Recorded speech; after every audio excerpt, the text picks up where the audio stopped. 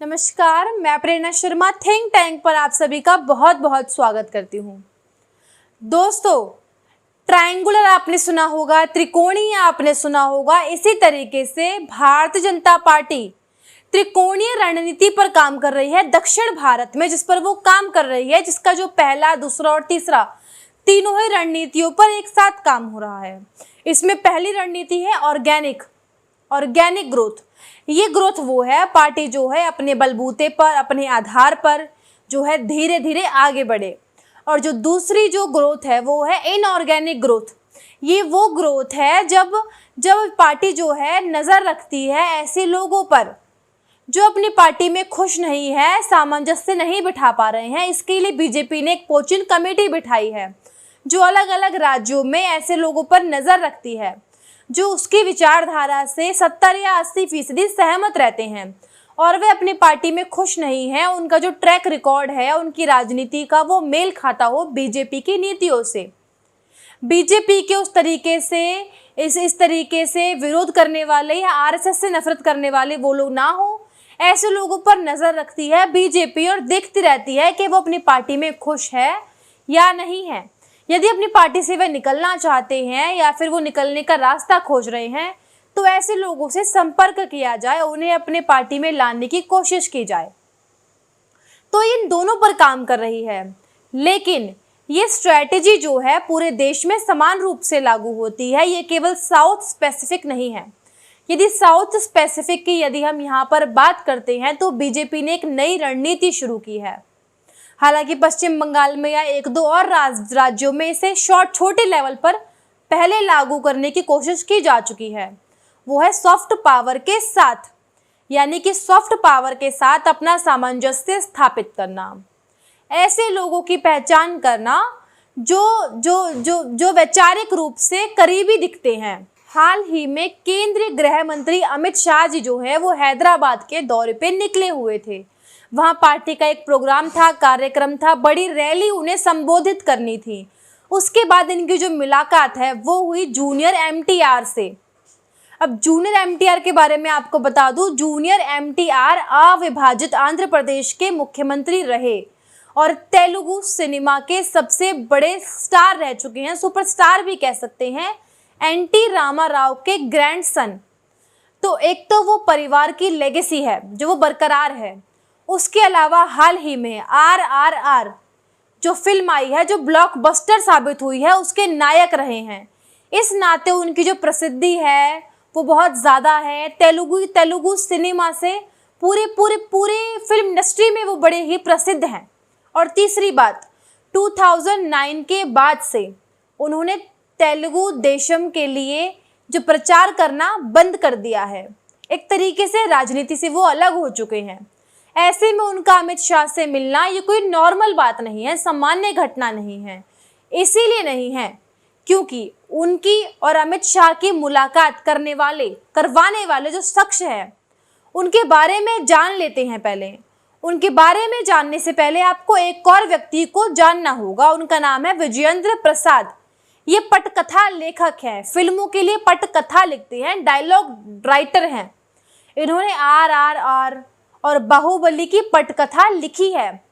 इससे पूरे देश में उनकी जो प्रसिद्धि है, देश में उनकी चर्चा है। हालांकि उससे पहले भी था, लेकिन इन सुपर डुपर हिट फिल्म्स के बाद उनका जो भारतीय सिनेमा में उनका जो नाम है किसी से छुपा नहीं है। वो हाल ही में नागपुर गए थे, राष्ट्रीय स्वयं सेवक मुख्यालय। वहाँ उनकी मुलाकात काफ़ी लोगों से हुई, बातचीत करी। उसके बाद उनका आरएसएस के बारे में जो नज़रिया था वो बदला और उन्होंने बोला कि मेरी जो धारणा थी वह बदल चुकी है इसके बारे में। अब वह शायद ये बयान देने के लिए गए थे, शिष्टाचार विवश होकर उन्होंने ये बोल दिया, या फिर उन्होंने किसी और रेफरेंस में ये बात बोली। उन्होंने बात बोली कि आरएसएस में जो समाज के लिए रचनात्मक कार्य किया है, उसके लिए जो भूमिका निभाई है, वह उस पर फिल्म बनाना चाहते हैं। अब आरएसएस पर फिल्म बनाना ऐसा व्यक्ति बोल रहा है जिसका कभी आरएसएस से कोई नाता ना हो। ये बहुत इंपॉर्टेंट बात है और इससे ज़्यादा उसका महत्व तब बढ़ जाता है जब वो दक्षिण भारतीय सिनेमा से जुड़ा हुआ एक बड़ी पर्सनालिटी हो। तो ऐसे में बीजेपी को और संघ को दक्षिण भारत में अपने आप को स्थापित करने में और ज़्यादा मदद चाहिए और कम समय में जो है अपने आप को स्थापित करने में मदद मिलेगी। तो यहाँ पर ऐसा नहीं है कि संघ और बीजेपी इलेक्शन से अनजान है, लेकिन यहाँ पर कर्नाटक के अलावा और धीरे धीरे देखा जाए तो तेलंगाना में भी उसका जनाधार जो है वो बढ़ रहा है। बाकी राज्यों में उसकी जो राजनीतिक स्थिति है वो शायद इतनी अच्छी नहीं है। बीजेपी की कोशिश है, यदि उसे अखिल भारतीय जैसी वो पार्टी है बनना है, पूरे देश में वर्चस्व लगाना है, तो उसे दक्षिण में भी ऐसा ही बनना पड़ेगा जैसा वो बाकी के राज्यों में है। वही जनाधार होना चाहिए जैसा उत्तर, पूर्व और पश्चिम में है।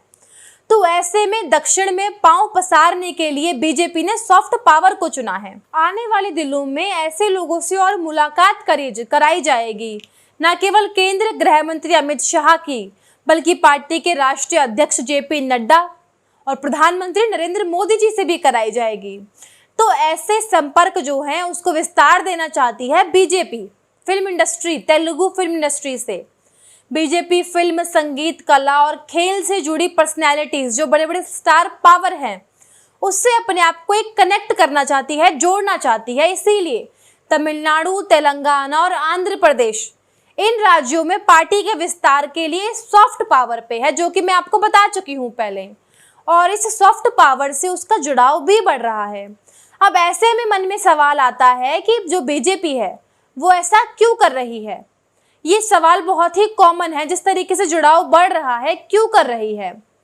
तो इसमें एक और तेलुगु सिनेमा के नाम है प्रभु, सुना होगा आपने, वो भी बाहुबली से ही उभर के आए हैं। और उनका परिवार भारतीय जनता पार्टी के लिए, बीजेपी के लिए अनजान नहीं है, क्योंकि उनके जो ताऊ जी हैं 1998 में आंध्र प्रदेश की पार्टी लोकसभा सीट से बीजेपी के टिकट पर चुनाव जीत चुके हैं। अटल बिहारी वाजपेयी की सरकार में वह मंत्री रह चुके हैं। तो एक राजनीतिक परिवार है जिससे बीजेपी का एक पुराना जुड़ाव रहा है। क्योंकि मैंने जो पहले सवाल उठाया था, बीजेपी जो है तेलुगु और तमिल से इस तरीके से जुड़ाव क्यों दिखा रही है। अब इसके पीछे 2-3 कारण हैं। जो हाल ही में फिल्म आई है कार्तिकेय 2, ये भगवान कृष्ण के जीवन पर बनी है। दक्षिण भारत में जो धार्मिक लोग हैं वो ज्यादातर विष्णु भगवान की पूजा करते हैं, जैसा कि हम सभी जानते हैं। विष्णु भगवान को जानते हैं, मानते हैं, उनको वेंकटेश्वर के रूप में देखते हैं। इन रूपों में विष्णु भगवान की पूजा करते हैं, भगवान कृष्ण की पूजा करते हैं। जो दक्षिण में रहने वाले लोग हैं वो भगवान कृष्ण को बहुत मानते हैं। केवल गुरुवायूर मंदिर है केरल में जो भगवान कृष्ण के नाम पर बना हुआ है। उसके अलावा भगवान कृष्ण की पूजा जो है वहाँ पर होती नहीं है। लेकिन उस फिल्म की जो सफलता मिली है उससे बीजेपी और बहुत से लोगों के कान खड़े हो गए हैं कि एक बदलाव सा आ रहा है। उसके अलावा दक्षिण भारतीय फिल्मों में भारतीय कला संस्कृति जो है और धर्म है, जब धर्म की बात हो रही है तो एक ही धर्म है, सबसे पहला सनातन धर्म। सनातन धर्म जो है उसके बारे में कहानियाँ होती हैं, पटकथा होती है, चरित्र होते हैं, बहुत सारी बातें होती हैं। एन टी रामाराव को यदि आप याद करें तो उनके ज़्यादातर चरित्र जो थे वो किसी ना किसी भगवान का रूप रहे हैं।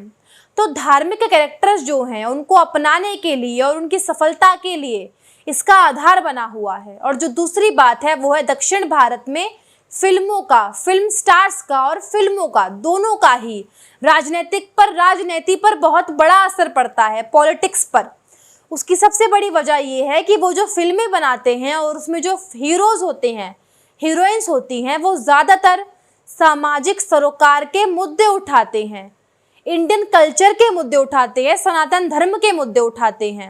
उन विषयों पर फिल्म बनती है और वो सफल भी होती है, सुपर डुपर सक्सेसफुल होती है। तो उसका एक जो असर होता है वो निश्चित रूप से कहीं ना कहीं राजनीति पर अवश्य ही पड़ता है। तो इसीलिए बीजेपी को लगता है जो सॉफ्ट पावर है, हिंदुत्व और राष्ट्रवाद, इन दोनों का ही मिलन हो सकता है, जो जोर शोर से बीजेपी जिस काम पर लगी हुई है साउथ में।